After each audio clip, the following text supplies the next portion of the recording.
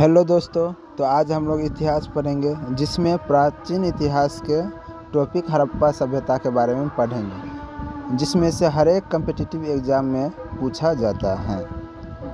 पहला क्वेश्चन है, हड़प्पा सभ्यता का सर्वाधिक मान्यता प्राप्त काल है।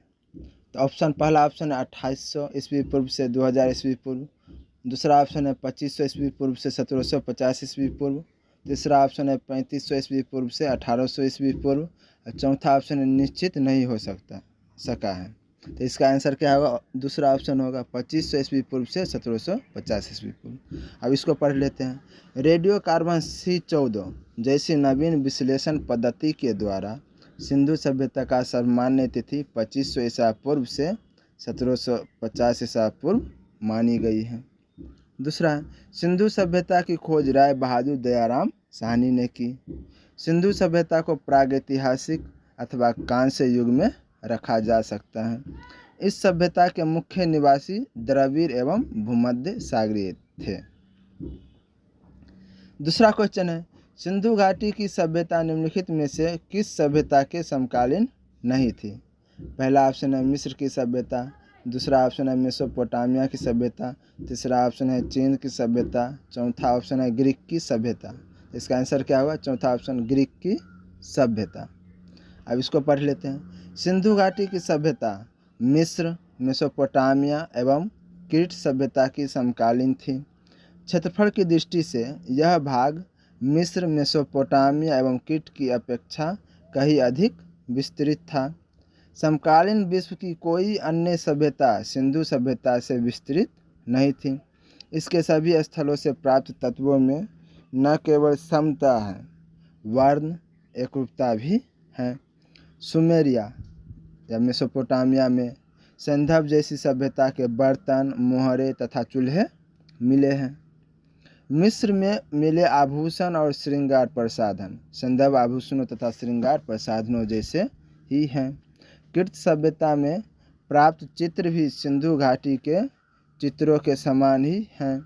इन प्रमाणों से स्पष्ट होता है कि सिंधु सभ्यता का सुमेरिया या मेसोपोटामिया, मिस्र तथा क्रीट सभ्यताओं से व्यापारिक संबंध था। तीसरा क्वेश्चन है, सिंधु घाटी की सभ्यता कहाँ तक विस्तृत थी?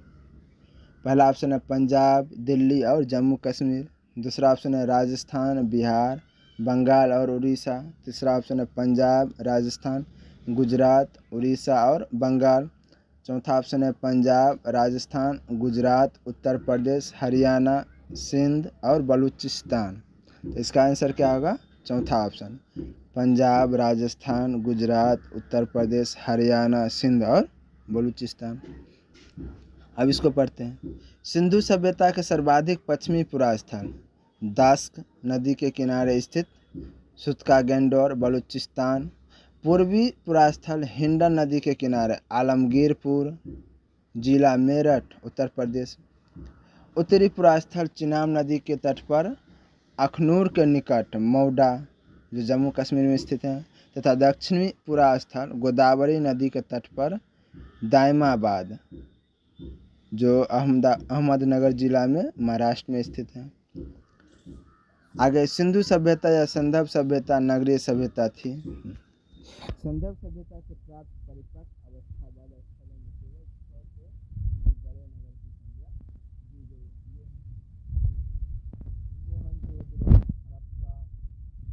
है। हड़प्पा, गनवारीवाला, धौलावीरा, काशीगढ़ी एवं कालीबंगा। अगला है, स्वतंत्रता प्राप्ति पश्चात हड़प्पा संस्कृति के सर्वाधिक स्थल गुजरात में खोजे गए हैं। अगला, लोथल एवं सुरकोटदा सिंधु सभ्यता का बंदरगाह।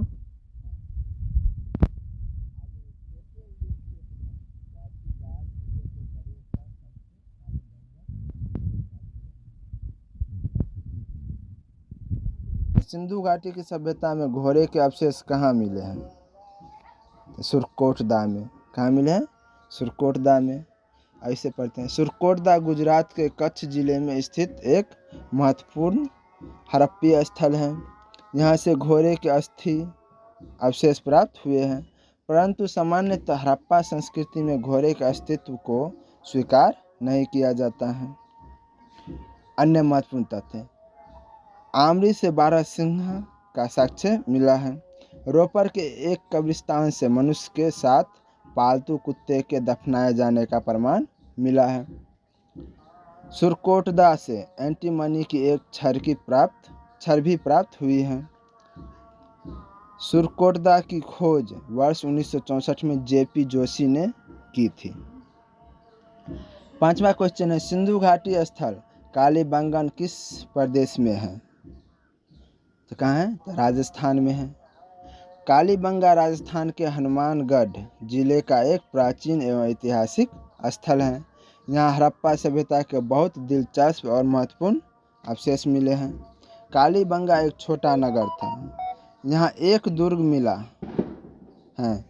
प्राचीन दरसदोती और सरस्वती नदी घाटी, वर्तमान में घग्गर नदी का क्षेत्र में सिंधु सभ्यता से भी प्राचीन कालीबंगा की सभ्यता पल्लवित और पुष्पित हुई। कालीबंगा 4000 ईसा पूर्व से भी अधिक प्राचीन मानी जाती है। सर्वप्रथम 1952 ईस्वी में अमलानंद घोष ने इसकी खोज की। बीके थापर व बीवी लाल ने 1961 से 69 में यहाँ उत्खनन का कार्य किया। 6ठा क्वेश्चन है, निम्नलिखित में से किस पदार्थ का उपयोग हड़प्पा काल की मुद्राओं के निर्माण में मुख्य रूप से किया गया था? पहला ऑप्शन है सेलखरी, दूसरा है कांसा, तीसरा है तांबा, चौथा है लोहा। तो किसका उपयोग किया गया? तो सेलखरी का। अब इसको पढ़ते हैं। हड़प्पा काल की मुहरें मुख्यतः वर्गाकार थी और सेलखरी की बनी होती थी। मुहरों में सर्वाधिक संख्या में एक श्रृंगी पशु की आकृति मिलती है। मोहनजोदड़ो से एक कांस्य निर्मित नर्तकी की मूर्ति मिली है। सिंधु प्रदेश से भारी संख्या में आग में पक्की मिट्टी की मूर्तिकाएं टेराकोट प्राप्त हुई हैं। 6ठा क्वेश्चन है, हड़प्पा सभ्यता किस युग की थी? पहला ऑप्शन है कांस्य युग, दूसरा ऑप्शन है नवपाषाण युग, तीसरा ऑप्शन है पुरापाषाण युग, चौथा ऑप्शन है लौह युग। तो किस युग का था? तो कांस्य युग की थी। अब इसको पढ़ते हैं। सिंधु सभ्यता को उसकी लिपि के न पढ़े जा सकने के कारण आद्य ऐतिहासिक काल के अंतर्गत स्थान दिया गया है। तृतीय कांस्य काल की ताम्रपाषाणिक सभ्यता रेडियो कार्बन विश्लेषण के आधार पर 2500 ईसा पूर्व में विद्यमान मानी जाते हैं, किंतु यह सभ्यता अपने उत्कृष्ट काल में 2350 से 1750 ईसा पूर्व अर्थात 500 वर्ष तक रही। 8वां है, सिंधु घाटी सभ्यता के लोगों का मुख्य व्यवसाय क्या था? पहला ऑप्शन है व्यापार, दूसरा पशुपालन, तीसरा शिकार और चौथा कृषि। तो क्या था? तो व्यापार था। अब इसको पढ़ते हैं। इस सभ्यता में किसानों और व्यापारियों का प्रभुत्व था, जिसके कारण इस सभ्यता को कृषि वाणिज्यिक सभ्यता के रूप में जाना जाता है।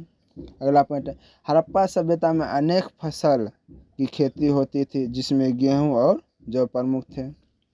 अगला, चावल का प्रयोग हड़प्पा काल में सीमित मात्रा में होती थी। रंगपुर और लोथल से चावल के प्रमाण मिले हैं। हड़प्पा वासी मेसोपोटामिया में व्यापार करते थे। चांदी का प्रयोग भारत में प्रथम बार हड़प्पा वासी द्वारा किया गया। कपास की खेती सर्वप्रथम हड़प्पा वासी द्वारा शुरू किया गया। चेस, जिसको शतरंज बोलते हैं, की शुरुआत हड़प्पा वासी द्वारा शुरू की गई। कपास को यूनानी लोग सिंडन कहते थे। 9वां क्वेश्चन है, हड़प्पा सभ्यता के निवासी थे ग्रामीण, पहला ऑप्शन ग्रामीण, दूसरा ऑप्शन शहरी, तीसरा ऑप्शन यायावर या खानाबदोश, चौथा ऑप्शन जनजातीय। इसका आंसर होगा दूसरा शहरी। आगे देखिए, हड़प्पा शहरी सभ्यता थी। भारत का प्रथम नगरीकरण हड़प्पा सभ्यता द्वारा शुरू किया गया। भारत में द्वितीय शहरीकरण गंगाधारी में 6ठी शताब्दी ईस्वी पूर्व में हुआ। वैदिक सभ्यता ग्रामीण सभ्यता थी। यायावर या खानाबदोश व्यवस्था मानव के प्रारंभिक काल को दर्शाता है। शहर होने के लिए प्रथम शर्त खेती में अतिरिक्त उपज होना अनिवार्य है। शहर उसे कहेंगे जहां 75% मानव जनसंख्या गैर कृषि कार्य में संलग्न हो। हड़प्पा अर्थव्यवस्था कृषि अधिशेष, पशुपालन, उन्नत हस्तशिल्प तथा समृद्ध आंतरिक तथा बाध्य व्यापार पर आधारित थी। 10वां क्वेश्चन है, सिंधु सभ्यता के घर किससे बनाए जाते थे? पहला ऑप्शन है ईंट से, बांस से, पत्थर से, लकड़ी से। इसका आंसर होगा पहला ऑप्शन होगा ईंट से। अब इसको देखो, सिंधु घाटी के घर मुख्यतः ईंट से बनाए जाते थे। लकड़ी का भी प्रयोग घर बनाने के लिए किया जाता था। ईंट धूप में सुखाया हुआ आग के द्वारा पकाया प्रयोग में लाया जाता था। ईंटों का अनुपात 4:2:1 था। ईंट का प्रयोग अनेक आकार का करते थे।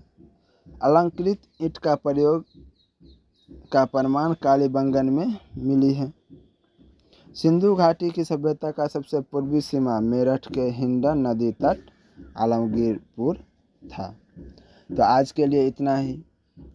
इसी तरह का वीडियो देखने के लिए मेरे चैनल को सब्सक्राइब कीजिएगा और वीडियो अच्छा लगे तो लाइक कर दीजिएगा और कमेंट भी कीजिएगा।